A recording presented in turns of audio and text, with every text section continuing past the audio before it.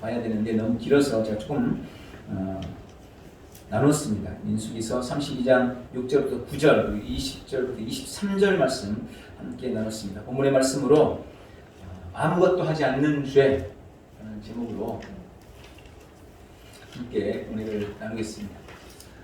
오늘은 좀 무거운 이야기로 말씀을 열어야 할 것 같습니다. 지난주에 부산의 손현보 목사님이 담임하시는 부산 세계로교회가 폐쇄하라는 행정명령이 떨어졌습니다. 대면 예배를 드리지 말라고 했는데 대면 예배를 드렸다는 겁니다. 수차례 경고를 했음에도 불구하고 대면 예배를 드렸기 때문에 폐쇄해야 된다. 폐쇄 명령이 떨어졌습니다. 교회 측은 바로 가처분 신청을 했습니다. 그 폐쇄 명령이 위법이니까 폐쇄 명령을 중지해달라는 신청, 소송이 가처분 신청입니다. 가처분 신청을 한 이유는 여러 가지입니다. 먼저는 교회를 폐쇄하는 것은 헌법이 보장하는 종교의 자유를 억압하는 것이기 때문에, 그리고 두 번째는 정부가 교회 예배 인원까지 정해주는 것은 종교 분리의 원칙에도 위배되는 것이기 때문입니다. 다른 직장이나 식당, 또 마트나 백화점, 영화관, 목욕탕, 사우나, 여러분 우리나라에 존재하는 그 어떤 기관이나 단체에도 숫자를 제한하는 곳은 단 하나도 없습니다. 오직 교회에만 숫자를 제한했어요. 교회만 1000명이 들어가는 교회도 20명. 이거 영상 송출할 수 있는 인원 20명. 10,000명이 들어가는 교회도 20명. 제한하는 곳은 교회밖에 없어요. 그래서 이것은 명백한 평등의 원칙에도 위반되는 것이다 라는 겁니다. 그리고 네 번째, 확진자가 나오지도 않았고 2중, 3중의 방역 조치를 통해 어느 곳보다도 철저히 방역을 하고 마스크 쓰기, 거리 뛰기, 철저한 방역 지침을 지키고 있음에도 불구하고 그런 폐쇄 조치를 취하는 것은 과잉 금지 원칙에도 반한다 라는 겁니다. 그리고 이제 그 소송 결과가 그제인가요? 나왔습니다. 부산시행정법원에서 교회 가처분 신청에 대한 기각을 발표했습니다. 기각이라는 것은 받아들이지 않겠다는 것입니다. 그러면서 그 이유를 뭐라고 들었냐면, 부산시의 교회 폐쇄 명령은 방역법 조치에 따른 정당한 것이고 종교의 자유를 침해하는 것이 아니다 라고 본 겁니다. 예배 인원도 정해주고 모이지 말라고 명령하고 교회를 폐쇄하는 것, 제가 수요일 날도 말씀드린 것 같아요. 일제시대 때도요, 교회는 폐쇄시키지 않았습니다. 와서 지켜보고 무슨 말 하나 감시를 했을지언정 폐쇄시킨 적은 없어요. 그런데 정말 그야말로 초유의 사태가 벌어진 겁니다. 물론 교회 측에는 항소의 뜻을 밝혔습니다. 그리고 헌법 소원도 지금 현재 진행 중에 있습니다. 이런 폐쇄 명령, 그리고 가처분 신청에 대한 기각, 이런 모습들을 보면서 참 여러 가지 생각을 하게 됩니다. 어떤 사람이 산길을 가다가 곰을 만났다 합니다. 갑자기 곰이 나타나는 거예요. 위기의 순간에 이 사람이 번뜩 생각나는 게 있었습니다. 곰을 만나면 죽은 척 해야 된다더라. 곰은 죽은 것을 먹지 않기 때문에 정착하고 가만히 있으면 와서 냄새 맡아보고 죽은 것만 확인하면 그냥 간다더라. 그 생각이 든 겁니다. 그래서 이 사람이, 여러분도 알아두세요. 목을 감아야 됩니다. 목을 감고 땅에 탁짝 엎드려서 죽은 척하고 가만히 있었습니다. 곰이 성큼성큼 다가왔습니다. 아니나 다를까 죽었나 살았나 살펴보기 위해서 곰이 툭툭 쳐보기도 하고 냄새도 맡아봅니다. 그래도 아무 소리 없고 가만히 있으니까 곰이 그냥 지나가는 것 같았는데 이 곰이 너무 착한 곰이었던 거예요. 죽었는데 그냥 갈 수 없지. 그래가지고 곰이 그 옆에다가 땅을 깊이 파가지고는 이 사람을 또르륵 굴려가지고 파묻어 버렸답니다. 물론 웃자고 하는 얘기예요. 그런데 여러분, 가만히 있으면 죽은 줄 압니다. 가만히 있으면 죽은 줄 알아요. 오늘 읽은 본문 민수기 32장을 통해서 주님이 우리에게 하시는 메시지가 뭘까? 우리 교회는 작고 영향력을 미치지 못하는 교회지만 오늘 이 메시지가 정말 많은 분들이 좀 듣고 다시 한번 뭔가 좀 깊이 생각하고 깨어날 수 있는 그런 시간이 되기를 바랍니다. 저는 오늘 32장의 말씀을 묵상하면서 오늘 주님이 아무것도 하지 않는 것은 죄다 라고 말씀하시는 것으로 묵상했습니다. 오늘 32장 23절 너희가 만일 그같이 아니하면 여호와께 범죄함이니 라고 말씀합니다. 이 말씀의 의미를 따져보고 직역을 하면 이런 의미입니다. 너희가 만일 싸우지 아니하면 여호와께 범죄합니다. 싸움이란 결코 좋은 일일 수가 없습니다. 주님도 우리에게 할 수만 있으면 모든 사람과 더불어 화평하라고 말씀하십니다. 그런데 오늘 본문의 말씀은 우리를 향해서 싸움터로 나아가라고 종용하고 있습니다. 본문 민수기 32장은 이스라엘 백성들이 이제 요단강을 건너기 바로 직전에 있었던 사건입니다. 하나님이 가나안 땅을 그들에게 약속했습니다. 40년의 긴 유리 방황을 마치고 드디어 이제 가나안 땅을 정복하기 시작했어요. 여러분, 가나안 땅은 요단강 건너편에도 가나안 땅이지만 요단강 이쪽 편 건너기 전의 땅도 가나안 땅이에요. 그래서 요단강 동편, 요단강 서편 이렇게 나눕니다.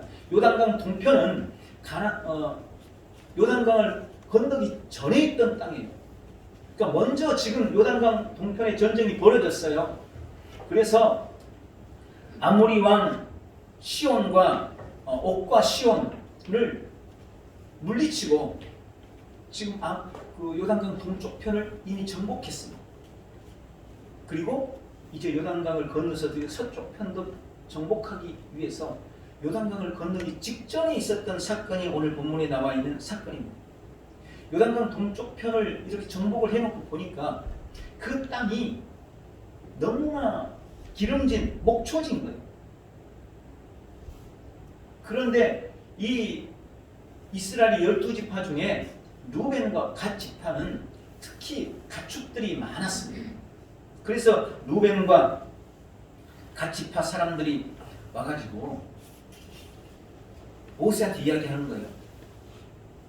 우리는 저 요단강 서편으로 요단강 건너지 않고 그 땅에 별로 욕심이 없으니까 이 땅 그냥 우리한테 주십시오. 우리는 요단강 안 건너고 이 땅에 머물고 여기서 살고 싶습니다. 라고 모세한테 이야기를 한 겁니다. 부탁을 한 겁니다. 이에 대해서 모세가 단호하게 거절합니다. 그리고 그들을 호되게 책망했습니다. 너희 형제들은 지금 당장 저 요단강을 건너서 또 다른 부족들과 싸워야 한다. 그런데 지금 너희들은 여기 남아서 아무것도 하지 않고 편안하게 형제들이 정복한 이 땅을 차지하려고 하느냐? 너희가 아무것도 하지 않는 것은 죄인 걸 모르느냐?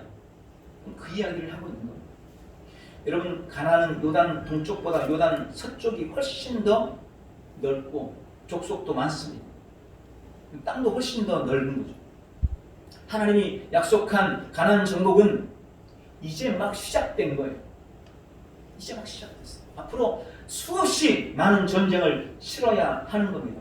그런데 지금 루벤과 갓 지파가 여기 남겠다는 것입니다.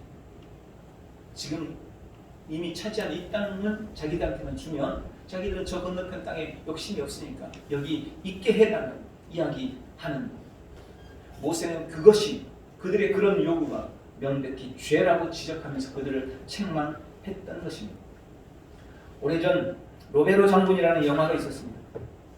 그 내용 중에 독일의 나치에 저항했던 많은 저항운동가들이 감옥에서 처형당하는 장면이 나옵니다. 여러분, 독일의 나치 히틀러 유태인들만 많이 죽인 게 아니에요. 나치 정권에 저항했던 많은 독일 사람들이 있었습니다. 그들도 무참하게 죽였어요. 저항했던 사람들이 많았어요. 그런데 그 저항했던 사람들을 붙잡아서 감옥에 처형을 시키는데 수많은 저항군들 사이에 아무 저항도 하지 않고 살았던 평범한 시민 하나가 같이 끌려오게 된 겁니다. 사람들이 하나씩 죽어가는 것을, 사형당하는 것을 보면서 이 사람이 고래고래 소리를 지릅니다. 이보시오, 나는 저항운동에 참여한 사람이 아닙니다. 나는 단 한 번도 저항군들과 동조한 적도 없고 그들을 도왔던 적도 없습니다. 나는 그저 우리 식구들 먹여 살리고 그러기 위해서 열심히 돈 벌고 일했던 일반 소시민에 불과합니다. 그런 나를 왜 이들과 함께 죽이려고 합니까? 나는 이들과 상관이 없습니다. 나 좀 살려주시라고 소리를 질렀습니다. 그때 옆에 묶여있던 한 젊은이가 이 사람을 향해서 그렇게 말했습니다. 당신이 그동안 아무것도 하지 않았다는 것, 그것이 당신의 죄다. 5년이라는 긴 시간 동안 우리는 엄청난 고난과 고통을 겪었고 도시가 파괴되고 조국과 민족이 멸망 직전에 놓였는데, 그런데 당신은 그동안 왜 아무것도 하지 않았는가? 그것이 오늘 당신이 죽어야 하는 이유다 라는 내용의 이야기가 나옵니다. 뭔가 해야 할 때 아무것도 하지 않은 것, 그것이 죄인 겁니다. 본문에 나와 있는 이 죄는 하나님을 알지 못하는 가나안 족속이나 블레셋 족속의 죄가 아닙니다. 하나님이 택한 백성, 선민 이스라엘의 죄를 말하는 겁니다. 저기 세상 사람들, 불신자들의 죄가 아니고 하나님의 자녀된, 하나님의 택한 받은 성도라고 불리는 우리가 짓는 죄, 우리의 죄를 의미하는 것입니다. 오늘 교회 안에 많은 신자들이 쉽게 범할 수 있는 죄, 특히 요즘같이 교회가 어려움을 겪고 있을 때, 교회의 영적인 지위와 권위가 짓밟히고 있을 때 우리는 우리 자신을 살펴보고 혹 나는, 그리고 우리 교회는 지금 아무것도 하지 않음으로 죄를 범하고 있지 않은지 우리 자신들을 돌아봐야 할 것입니다. 그러면 왜 아무것도 하지 않는 것이 죄일까요? 먼저 아무것도 하지 않는 것은 나태함과 방종의 결과이기 때문에 그런 겁니다. 본문의 루벤 지파와 갓지파 사람들은 이렇게 말합니다. 우리에게는 자녀와 가축이 많습니다. 이 좋은 목초지는 우리 가족들과 가축들에게는 낙원이 될 것입니다. 우리는 이곳에서 집을 짓고 가축들의 우리도 만들고 여기서 살 겁니다. 우리는 피 흘리는 전쟁 이제 싫습니다. 이미 바산왕 옥과 아모리 왕 시온과의 싸움, 그것으로 이미 충분합니다. 우리 루벤 사람들은 싸우는 것보다 양치는 것이 더 좋고, 우리 갓지파 사람들은 전쟁터에서 칼을 가는 것보다 가슴에 새끼 양을 안고 양의 젖을 짜는 것이 훨씬 더 행복합니다. 그러니 이곳에 머물게 해 주십시오. 여러분, 이것이 그들의 요구요, 그들의 태도였습니다. 지금 이런 상황에서 우리는 혹 어떻습니까? 나라가 어떻고, 민족이 어떻고, 교회가 어떻고, 공동체가 어떻고, 성교가 어떻고, 목사님, 난 지금 내 인생의 문제만으로도 하루하루가 벅찹니다. 내 삶의 문제만으로도 하루하루 버티기가 힘듭니다. 난 그런 거에 관심 없으니 그냥 날 좀 내버려 두십시오. 혹시 우리는 그런 태도를 취하고 있지 않습니까? 또 어떤 분들은, 목사님, 우리 집은 지금 너무 좋습니다. 평안합니다. 우리 가족은 모두 다 예수님을 잘 믿고 지금은 삶에도 만족하고 있습니다. 우리 식탁은 기름지고 풍성합니다. 온라인 예배 드리는 것도 너무 좋고 충분히 은혜롭습니다. 이 정도면 된 것 아닙니까? 전 지금 이대로가 너무 좋습니다. 어떤 사람들은 이런 태도를 취하고 있지 않습니까? 평안하고 믿음도 있고 삶도 만족하고 어쩌면 우리가 꿈꾸는 일일 수 있습니다. 그러나 여러분, 그것이 우리의 신앙의 전부는 아닙니다. 그것이 우리가 추구하고 우리가 바라는 신앙의 전부가 아닙니다. 그것은 우리 신앙의 아주 작은 부분에 불과합니다. 우리는 그보다 훨씬 더 중대하고 중요한 막중한 책임과 사명이 있습니다. 그리고 지금 그것을 위해서 싸우는 사람들이 많이 있습니다. 그럼에도 지금 내 그 형제들은 싸움터에서 피를 흘리며 싸우고 있음에도 나는 아무것도 안 한다. 나는 지금 내 삶에 만족하다. 나는 지금 내 인생의 문제도 바쁘니까 그런 거에 관심 없다고 말하는 것, 이것이야말로 나태함의 극치요 지극히 방종의 태도인 것입니다. 그래서 죄가 되는 겁니다. 두 번째로, 아무것도 하지 않는 것은 이기주의적 탐심이기 때문에 그런 것입니다. 여러분, 지금 많은 교회들이 코로나로 인해서 어려움을 겪고 정부의 불공정하고 편향된 방역 수칙으로 핍박을 받고 심지어는 폐쇄를 당하고 있습니다. 세계 선교를 위해서 함께 애써왔던 선교단체가 코로나로 인해서 문매를 맞고 비난을 당하고 있습니다. 그런데 한국교회 지도자들은 이런 핑계 저런 핑계를 대면서 그들과 섬께하고 있어요. 우리는 그들과 다르다. 그들은 우리와 다르다.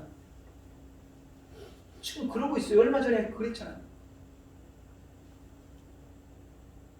그리고 침묵으로 일관하면서 우리 교회만 알면 돼 라고 하고 있습니다. 다른 교회의 힘듦을 보면서도 아무것도 하지 않는 것은 지독한 이기심과 탐심 때문인 것을 알아야 합니다. 여러분, 이런 기가 막힌 이기심과 탐심에서부터 벗어나 그런 탐심을, 이기심을 깨뜨리시기를 주님의 이름으로 축원합니다. 세 번째로, 아무것도 하지 않는 것은 은혜에 대한 배신 행위이기 때문에 그렇습니다. 여러분, 지금 나의 신앙, 나의 믿음은 단순히 나만의 것이 아닙니다. 단순히 나만의 것이 아닙니다. 나를 구원하시기 위해 삼위일체 하나님이 총동원하셨고 12사도와 수많은 믿음의 선진들이 순교의 제물이 되었습니다. 그렇게 피로, 순교로, 목숨으로 이어온 것이 지금 우리의 신앙이고 우리의 믿음입니다. 우리나라도 마찬가지입니다. 서울 한강변이나 인천의 항에서 대동강변에서 많은 선교사들이 피를 흘렸고 일제 지독한 핍박을 거치고 이겨냈고 공산당의 총끝에 수많은 성도들이 순교를 당해야만 했습니다. 그야말로 목숨을 바쳐서 믿음을 지켰고 목숨을 바쳐서 신앙을 지금까지 전수해 온 것입니다. 그렇게 이어온 신앙이요, 그렇게 이어온 믿음이 그 결과로 내가 믿고 내가 신앙하며 지금 여기에 있는 것입니다. 불신자들은 이런 우리의 믿음이 어떤 의미인지를 잘 모릅니다. 여러분, 세상이 우리의 신앙의 가치를 어떻게 알겠어요? 안 믿는 사람들이 우리의 믿음의 가치를 압니까? 안 믿는 사람들이 우리 신앙의 가치를 압니까? 몰라요. 절대로 모릅니다. 그런데 지금 그 세상이, 그 불신자들이 지금 우리에게 신앙의 기준을 정해주고 있는 겁니다. 믿음의 기준을 정해주고 있는 겁니다. 불신자들이, 세상이 우리의 믿음의 가치와 우리의 믿음의 의미를 모르는 그들이 이렇게 예배해라, 이렇게 신앙해라, 이렇게 믿어라 기준을 정해주고 있어요.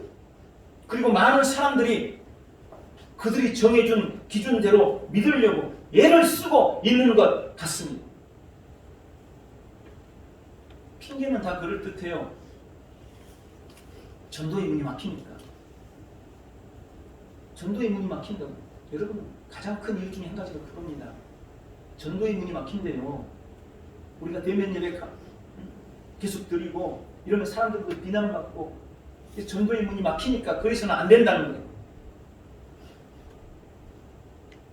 사람들도 비난받고 외면당하면 안 된다는 겁니다. 여러분, 기억하십시오. 야고보서 4장 5절, 누구든지 세상과 벗이 되고자 하는 자는 스스로 하나님과 원수되게 하는 것입니다. 어느 시대고 우리가 세상과 친해서, 우리가 세상과 닮아서, 그래서 사람들이 교회에 나온 게 아니에요. 오히려 우리가 그들과 다르기 때문에, 그래서 교회를 동경하고 교회로 나온 겁니다. 우리가 세상과 똑같아지면 그들이 우리를 이해하고 교회 좋은 곳이야 그러고 교회 나올 것 같습니까? 천만의 말씀입니다. 절대로 그런 일은 벌어지지 않습니다.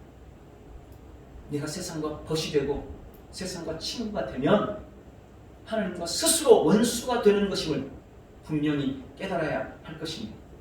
지금 우리가 믿음과 신앙을 지키기 위해서 아무것도 하지 않는다면 그것은 우리를 구원하시기 위해 십자가를 지십니다. 그렇게 열심을 내셔서 우리를 구원해 주신 하나님의 은혜에 대해서 배신하는 것입니다.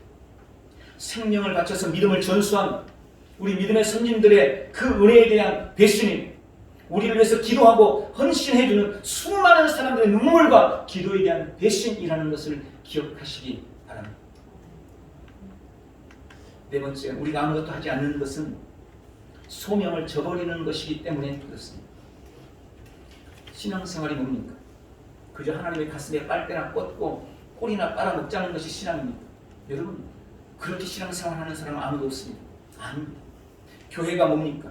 나의 행복이나 필요를 채우기 위해 이용할 가치가 있을 때 잠시 들러서 쇼핑하듯이 그렇게 들러 갔다 오는 마트나 백화점 같은 곳이 교회입니까? 절대 아닙니다. 예배가 뭡니까?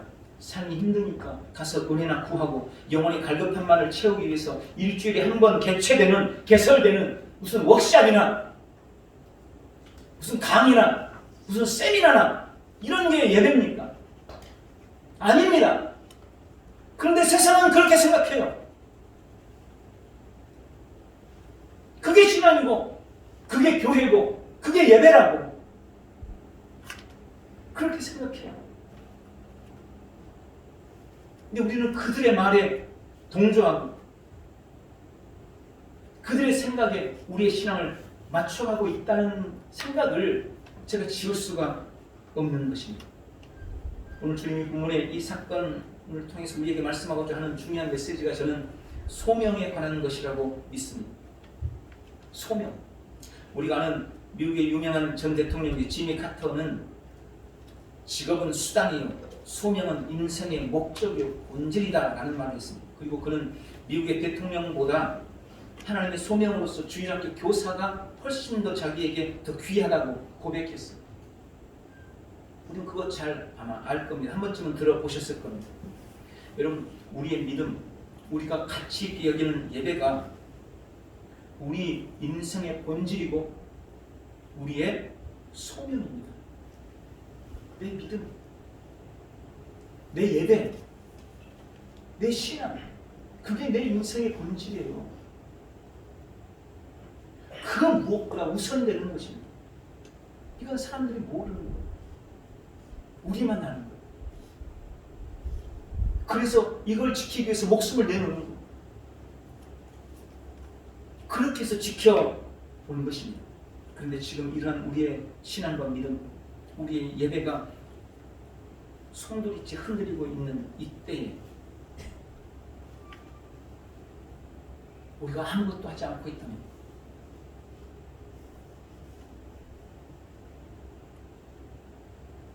이것은 주님께서 내게 주신 소명을 저버리는 행위라는 것을 기억해야 할 것입니다. 민수기 32장 6절 너희 형제들은 싸우러 가거늘 너희는 여기에 앉았고자 하느냐 너희가 만일 그같이 아니하면 싸움터로 나가지 아니하면 여호와께 범죄합니다.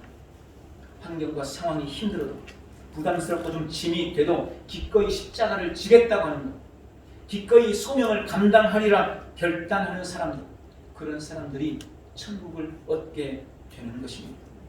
마지막으로 아무것도 하지 않는 것은 다른 믿음의 사람들에게 중대한 피해와 실망을 주기 때문에 그래서 죄가 되는 것입니다. 본문에 보면 루벤 지파와 갓 지파의 이러한 태도는 온 이스라엘을 낙심케 했습니다. 그리고 그들에게 중대한 피해와 실망을 주었습니다. 그래서 모세 고통을 친 겁니다. 너희가 어찌하여 이스라엘 자손으로 낙심케 하여서 여호와께서 그들에게 주신 땅으로 건너갈 수 없게 하려느냐. 예수님이 바리새인들에게 책망했던 내용 기억하십니까? 너희도 천국에 들어가지 못하면서 천국 문을 가로막고 서서 다른 사람이 들어가는 것을 방해한다. 그렇게 그들에게 책망했어요. 여러분, 여기 루벤은 장자입니다. 첫째 아들, 맏아들. 무슨 말이에요? 큰 영향력을 미친다는 것입니다. 여러분, 동생들은요, 무슨 문제가 생기면 본능적으로 형을 쳐다봐요. 그렇지 않나요? 마지를 쳐다보는 거예요. 형은 어떻게 결정하려나? 형은 답을 알 거야. 마지를 쳐다봐요. 형의 결정과 태도가 말 그대로 결정적인 영향력을 미치는 것입니다. 그래서 교회도요, 큰 교회가 중요합니다. 그래서 교회 지도자들이 정말 중요한 겁니다. 당장 저부터도 뭔가 결정을 할 때 어려우면 그래, 그 목사님은 어떻게 결정하셨나? 초기에 제가 한번 그런 말씀 드렸을 거예요. 친구 목사님이 전화가 와가지고 코로나 때문에 이제 처음 어려움을 겪을 때 1년 지났습니다. 1년 전이죠. 이걸 정부가 이렇게 하라는데 해야 돼 말아야 돼. 그래서 교단에 전화를 걸어봤대잖아요. 교단에. 그리고 평소에 자기가 존경하는 목사님은 어떻게 하나 인터넷에서 찾아가서 들어가 봤대요. 그런 거예요. 저부터도 그래요. 뭔가 분명하게 결정하기 어려울 때 내 믿음의 선배, 나에게 좋은 영향력을 미쳤던 그분은 어떻게 하고 계시나? 우리 교계의 지도자들은 어떻게 하나? 그걸 봐요. 어떤 분들은 지금 이런 상황을 보내면서 하나님이 다 알아서 해주실 거라고 합니다. 교회를 힘들게 하는 정권도 하나님이 정리해 주시고 예배도 하나님이 다 회복하도록 하나님이 알아서 해주실 것이라고 이야기합니다. 어떤 사람들은 원수도 사랑해야 되는데 그들이 미워도 그럼에도 사랑하고 이해해야 하지 않겠냐. 원래 교회는 좀 손해보는 게 맞지 않느냐. 그러니까 예배도 좀 안 드리고 손해보고 그런 거 감내해야 되지 않겠느냐고 이야기합니다. 어쩌면 그분들은 자신들이 그렇게 그 말을 하면서 자신들 믿음이 좋다고 생각하면서 그런 말을 할지도 모르겠습니다. 그런데 저는 그들이 중요한 것을 잊고 있다고 생각합니다. 지금 우리가 전쟁 중이라는 사실, 지금 우리는 싸움을 싸우고 있는 중이라는 사실, 그 어느 때보다도 치열한 영적인 전쟁을 지금 치르고 있다는 사실을 그들이 망각하고 있다고 저는 생각합니다. 그리고 그 모든 배후에 악한 어둠의 권세가 도사리고 있다는 것. 여러분, 눈에 보이는 코로나가 문제가 아니고 당장 핍박하고 불공정하게 대우하는 정부가 문제가 아니고 그 배후에 교회를 무너뜨리고 믿는 사람들을 핍박하고 믿음에서 멀어지게 만들려는 사단 마귀가 웅크리고 있다는 사실을 우리가 깨달아야 됩니다. 그걸 알면 내가 어떻게 행동해야 될지, 내가 어떤 태도를 취해야 될지 분명히 알 수 있는 겁니다. 내가 아무것도 하고 있지 않으면 지금 그 사실을 알고 믿음의 선한 싸움을 싸우는 영적 전투를 치열하게 치르고 있는 다른 사람들에게 피해와 실망을 주고 그들을 낙심케 하는 것입니다. 우리는 믿음의 사람들과 함께 고통을 나누고 그들에게 힘을 주고 그들과 함께 싸워야 합니다. 여러분, 함께 싸워야 이길 수 있습니다. 합심하면 이길 수 있습니다. 그래서 아무것도 하지 않는 것은 명백한 죄라는 사실을 우리는 분명히 기억해야 합니다. 마지막으로 선한 싸움을 싸우십시오. 오늘 모세의 책망을 듣는 루벤과 같이 파는 자신들의 잘못을 깨달았습니다. 그리고 본문에 보니까 무장을 하고 요단을 건너가서 싸웠다라고 기록합니다. 그리고 마침내 가나안 지역을 정복하였고 루벤 지파와 같이 파는 그들이 원했던 요단 동쪽의 풍요로운 목초지를 얻게 됩니다. 우리는 지금 주님을 위해서, 주의 교회를 위해서 무엇을 하고 있습니까? 교회의 가치, 믿음의 가치, 신앙의 가치가 땅에 처박히고 휴지 조각처럼 무참하게 짓밟히고 있는 이때에 하나님의 자녀로서, 성도로서, 한 교회의 일원으로서 무엇을 하고 있습니까? 한쪽에서 같은 믿음을 가진 교회가 억울하게 폐쇄되고 그 어느 곳보다도 철저하게 방역을 하고 있으면서도 코로나의 온상인 것처럼 그렇게 매도당하는 모습을 보면서 교회의 한 일원으로서, 성도로서 여러분은 어떻게 하고 있습니까? 어떤 태도를 취하고 있습니까? 그렇게 모이지 말라면 좀 모이지 말 것이지 왜 모여서 그 모양이냐고. 혹시 세상 사람들처럼 똑같이 비난하고 있습니까? 아니면 다른 나라 이야기 있냐? 남의 이야기인 것처럼 나 몰라라 아무것도 하지 않고 남들 비난할 때 그 옆에서 그냥 숨죽이고 침묵하고 계시지는 않습니까? 오늘 루벤 지파처럼 갓 지파처럼 무장하십시오. 말씀과 기도로 믿음으로 다시 철저히 무장하십시오. 하나님의 전신갑주 입으십시오. 그 어느 때보다 기도가 절실하고 말씀의 무장이 절실하다는 것 우리는 이미 잘 알고 있습니다. 더 철저하게 기도하면서 말씀으로 믿음으로 전신갑주를 입으시고 무장하시기 바랍니다. 그리고 요단을 건너가십시오. 여러분, 여기 요단을 건너라는 의미는 싸움터로 뛰어들라는 말입니다. 안전한 곳에 머물면서 비난 듣지 않을 곳에 머물면서 눈치나 보고 있지 말라는 이야기입니다. 제가 볼 때 지금 너무나 많은 사람들이 이러고 있어요. 자기는 안전한 곳에 머물러 있으면서 어떻게 하고 있나? 지금 정부는 어떻고 교회는 어떻게 움직이나? 눈치만 보면서 요단을 건너지 못하고 있는 겁니다. 여러분, 요단을 건너야 돼요. 싸움의 한복판에 내가 뛰어들어야 하는 것입니다. 나도 성도라고, 나도 교회 다닌다고, 나도 예배자라고, 아무리 코로나가 심해도, 아무리 비난이 거세져도 나는 예배를 멈출 수 없다고, 나에게 예배는 생명 그 이상이라고.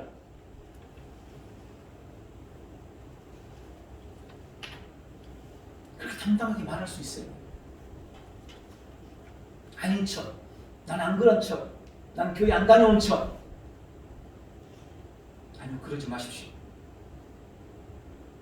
무장하고 당당히 요단을 건너가서 싸움의 한복판에 서서 믿음의 싸움을 싸우는 복된 성도들이 되시기를 바랍니다. 말씀을 냈습니다.